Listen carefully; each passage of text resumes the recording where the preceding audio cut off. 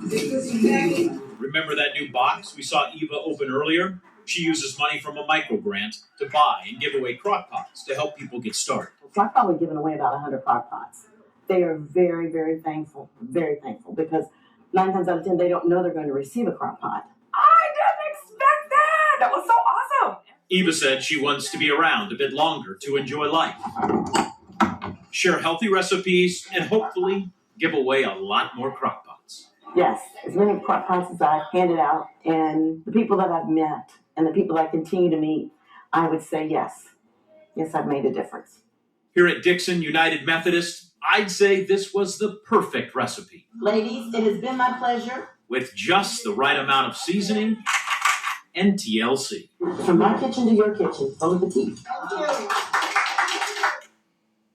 And a big thanks to photojournalist Mike Burianik for sharing that story. I'm telling you, that cobbler expertise thing right there, McCall, I've made it twice. I made it again last night, and I had some for breakfast this morning. It's Excellent. So simple. Miss Eva told me she has applied for a new micro grant so she can keep being the crock pot lady and keep giving away those free crock pots. If you know somebody making a difference, I'd love to hear your ideas. Let me know on Facebook, or you can email me right there at james.brown@whiotv.com. And taking to Wapakoneta, where the mayor said today neighbors are helping neighbors clean up after a tornado hit. The neighbor told us the EF1 twister leveled a greenhouse holding about 10 acres of strawberries and 10 acres of tomatoes, but it did not touch the bunkhouse where the workers were sleeping last weekend.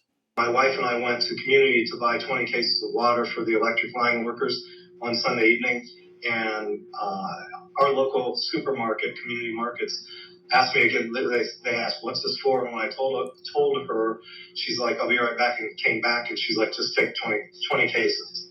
And then I was at Lowe's later that evening, and they donated. I dropped off 30 more cases, about 1,000 bottles of water yesterday for these guys. So it's just small things like that that make our community thrive. Mayor Henderson told us he's not sure how much it's going to cost to rebuild that greenhouse. Now, your Storm Center 7 forecast with Chief Meteorologist McCall Vrydaghs.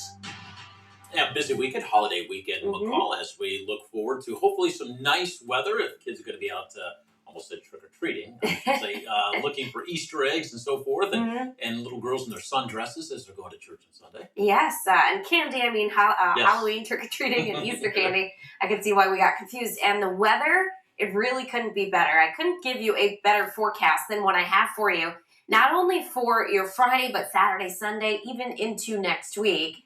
So here's what I'm tracking in the Storm Center for you tonight. It's going to be cool. That will lead to a cool and sunny Friday. And when I say cool, just a little bit below normal for us this time of year.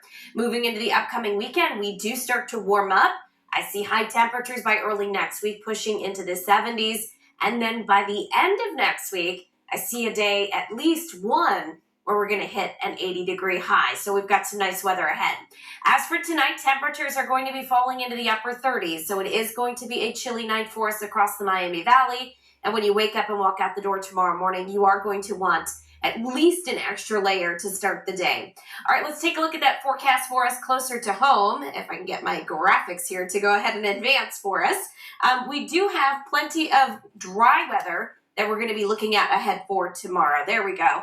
Temperatures are going to climb to the upper 50s. Lots of sunshine throughout the day from start to finish. We'll call it a mostly sunny day for us across the Miami Valley, and then dropping back into the 40s later tomorrow evening. Tomorrow, Saturday, and Sunday, with the dry weather in the forecast, we are going to have great weather for you if you need to mow the lawn. I did see a lot of my neighbors out there already beginning to mow. The season is here. That grass is growing. In fact, the thunderstorms that we had, while were pretty strong, the lightning from those storms act as a natural fertilizer and is probably why a lot of our grass looks greener and more lush from this past weekend. Now, this Saturday, 34 degrees at 8 a.m. We will push to about 60 for the afternoon. So if you have any early morning egg hunts on Saturday, just bundle up. Same for us on Easter Sunday, upper 30s at sunrise. So if you're headed to sunrise service, it is chilly for us. And then we push to the mid-60s. Past this weekend, temperatures are rising, as I mentioned, into the 80s by the end of next week.